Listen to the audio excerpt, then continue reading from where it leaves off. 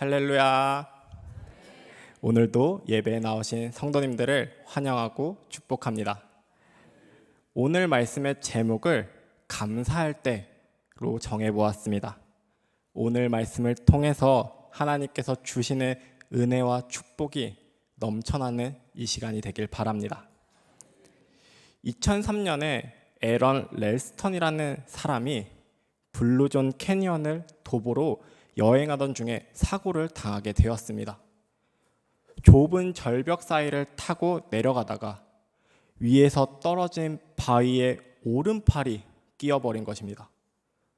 목숨을 구한 것은 다행이었지만 짓뭉개져 버린 팔은 무슨 수를 써도 빠지지 않았습니다.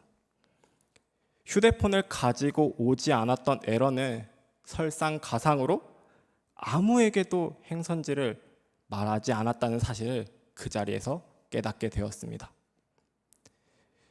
그런 그가 가지고 있던 식량이라고는 고작 생수 500ml가 전부였습니다. 닷새 동안 나눠 마셨지만 그곳을 지나가는 사람은 아무도 없었습니다. 좁은 절벽 틈 사이로 보이는 하늘에 새가 하루에 한 번씩 지나가는 것이 그에게 보이는 전부였습니다. 이러한 상황이다 보니 에런은 자신이 그곳에서 죽게 될 것이라 생각했습니다. 그리고는 그가 가지고 있던 비디오 카메라를 꺼내어 가족과 친구들에게 전하는 작별 인사를 애써 침착한 태도로 찍기 시작했습니다. 영상을 다 찍은 그 후에 식량도 없고 추운 그곳에서 탈수와 저체온증으로 정신을 잃던 에런은 환각에 빠지게 됩니다. 환각 속에서 그는 가족과 친구들 그리고 어린 시절을 회상하게 되었습니다. 그렇게 환각에서 깨어났을 때에는 그는 다시 한번 살아야겠다는 마음을 가지게 되었습니다. 그에게는 방법은 하나뿐이었습니다. 바로 한쪽 팔을 포기하는 것이었습니다. 자신의 팔을 끊어내는데 걸린 시간은 40분. 물론 마취도 없었기에 극한의 통증이 계속되었을 것입니다.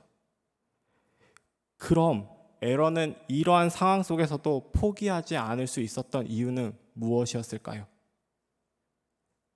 바로 감사의 힘 때문이었습니다. 바위에 끼어 있는 동안 불운을 원망하지 않느냐는 질문에 에런은 천만에요. 저는 세상에 무한한 감사를 느꼈습니다. 이 아름다운 세상에서 조금 더 살고 싶었거든요. 그러기 위해 무엇을 해야 할지 곰곰이 생각했을 뿐입니다. 라고 인터뷰에서 답하였습니다. 극한의 상황 속에서 발버둥을 치는 것을 누구나 똑같을 것입니다. 모든 것을 포기하는 편이 편했을지도 모릅니다. 그러나 에런은 감사라는 무한한 힘을 통해 그곳에서 벗어날 용기를 얻었고 그로 인해 새로운 삶을 시작하게 되었습니다. 이 내용은 태도 수업이라는 책에 감사라는 부분에 나오는 내용이며 또 127시간이라는 영화로도 제작이 되었습니다.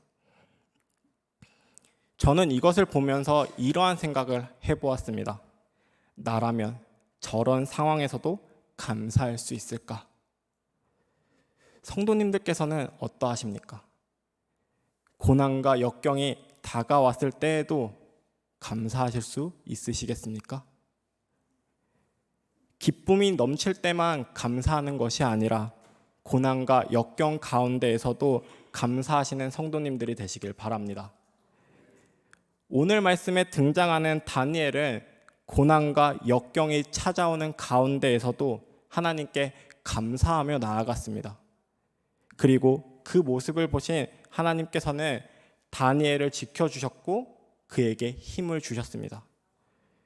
그럼 이 시간 감사할 때 하나님께서 우리에게 어떤 힘과 능력을 주시는지 말씀을 통해 함께 알아보도록 하겠습니다. 먼저 감사할 때 우리는 두려움을 이길 힘을 얻습니다. 10절 말씀을 함께 읽어보도록 하겠습니다. 함께 읽겠습니다. 시작. 다니엘이 이 조서에 왕의 도장이 찍힌 것을 알고도 자기 집에 돌아가서는 윗방에 올라가 예루살렘으로 향한 창문을 열고 전에 하던 대로 하루 3번씩 무릎을 꿇고 기도하며 그의 하나님께 감사하였더라. 아멘.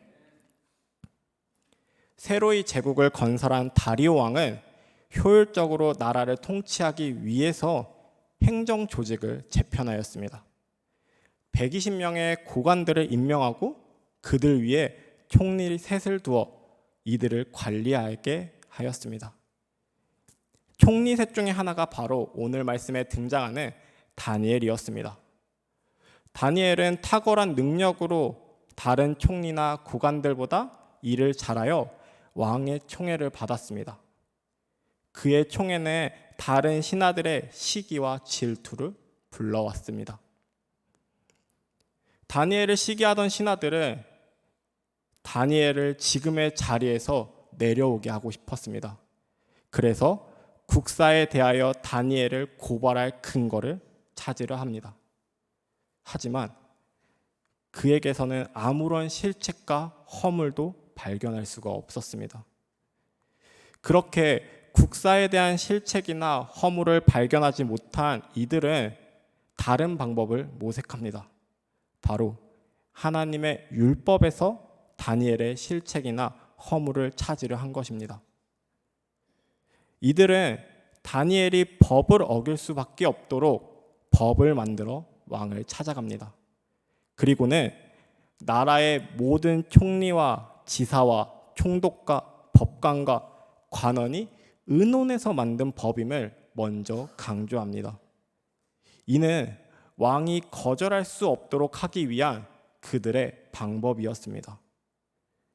또한 이들은 금령을 세우시고 그 조서에 왕의 도장을 찍어 메대와 바사에 고치지 아니하는 규례를 따라 그것을 다시 고치지 못하게 하옵소서라고 이야기합니다. 이건 역시 왕이 다니엘을 남다르게 총애한다는 것을 알고 왕도 법을 지키지 않을 수 없도록 하려는 치밀한 계획이었습니다. 그렇게 다니엘을 시기하던 사람들로 인하여 금령이 시행되었고 이들은 다니엘이 함정에 빠질 때까지 기다립니다. 다니엘은 다리오의 법령의 내용을 알고 있었습니다. 또 자신을 시기하는 신하들의 모략에 대해서도 알고 있었습니다. 그러나 다니엘은 이러한 상황 속에서도 매일 해왔던 대로 하나님께 감사하며 기도합니다. 성도 여러분, 법의 내용이 무엇이었습니까? 30일 동안의 임금님 말고 다른 신이나 사람에게 무엇을 강구하는 사람은 누구든지 사자굴에 집어넣기로 한다는 것이 바로 그 법이었습니다. 다니엘은 사자굴이 두렵지 않았던 것일까요? 아닐 것입니다. 사자굴이 두렵지 않은 사람은 어디에도 없을 것입니다. 그러나 다니엘은 감사하며 나아갈 때 두려움을 이길 힘을 주실 하나님을 믿었기 때문에 법의 내용을 알고도 하나님 앞에 기도하며 감사를 드렸던 것입니다.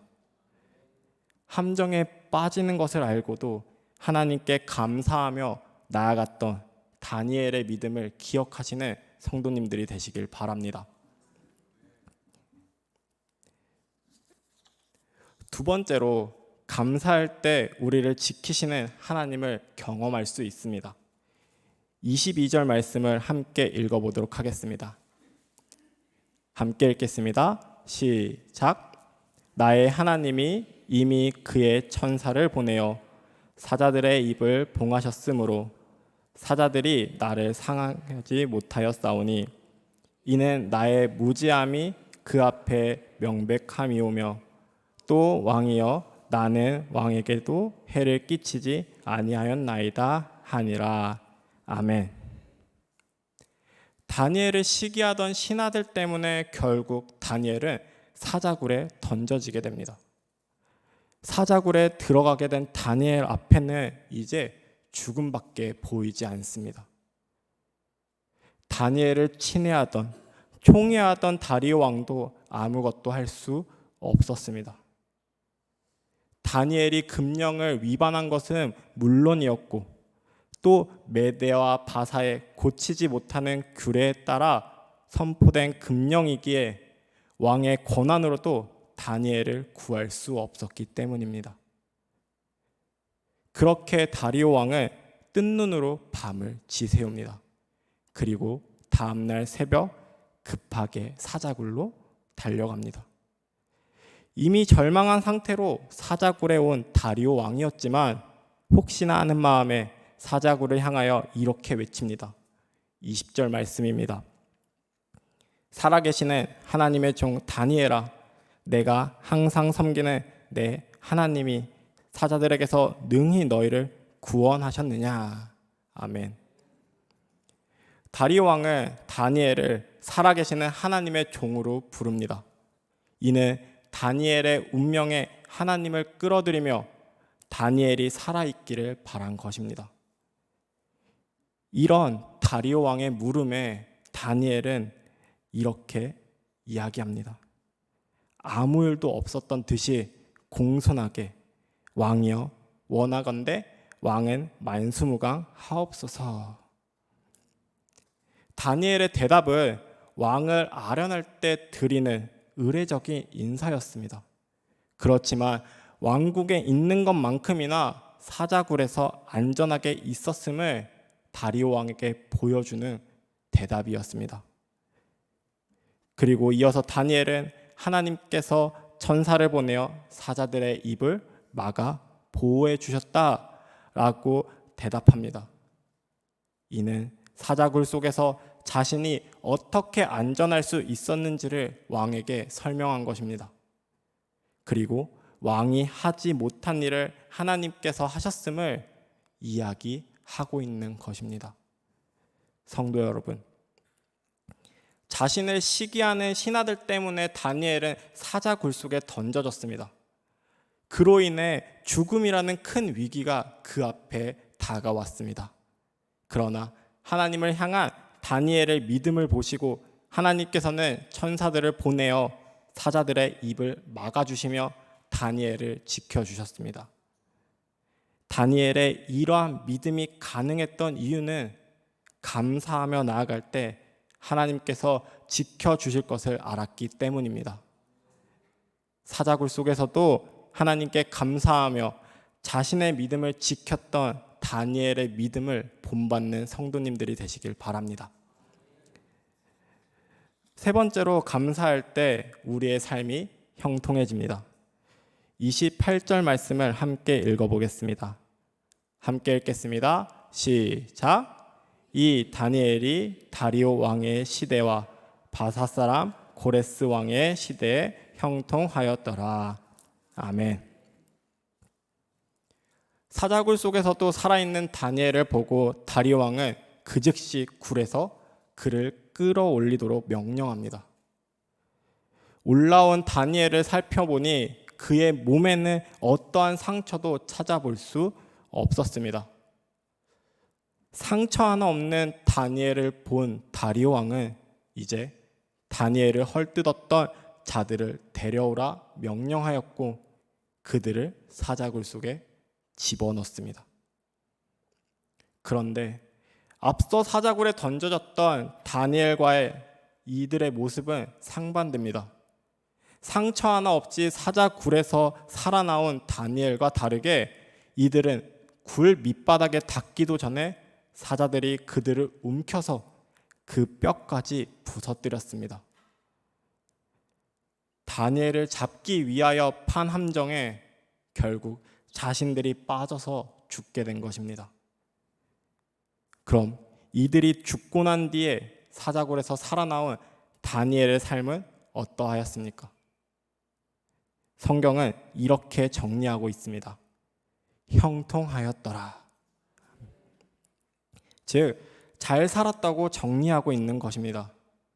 그가 이렇게 평가받을 수 있는 것은 고난과 역경 속에서도 하나님께 감사하며 하나님만을 의지하며 살아갔기 때문입니다. 물론 사자굴에 던져지는 것이 두렵고 무서워서 하나님께 기도하는 것을 멈출 수도 있었을 것입니다. 그랬다면 사자굴에 던져지는 경험도 하지 않았을 테고 말입니다. 그러나 다니엘은 그러지 않았습니다. 오히려 숨기지 않고 늘 하던 대로 하나님께 감사하며 기도로 나아갔습니다. 그 결과로 다니엘은 잘 살았다라고 평가받는 사람이 되었습니다.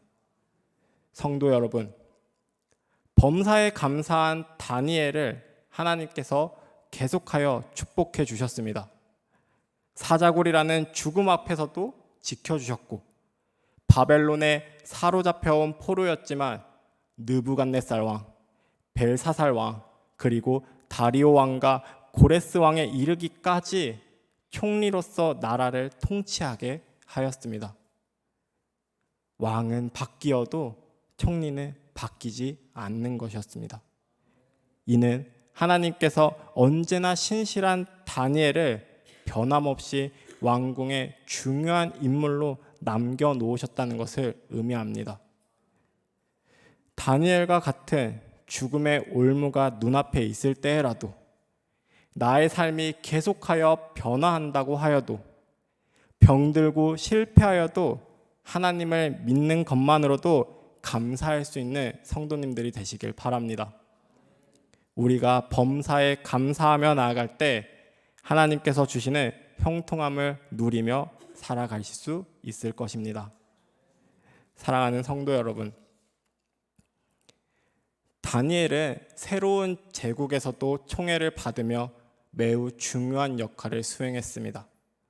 이로 인해 다른 신하들의 시기를 받았고 그들은 다니엘을 함정에 빠뜨리기 위해 모략을 세웠습니다.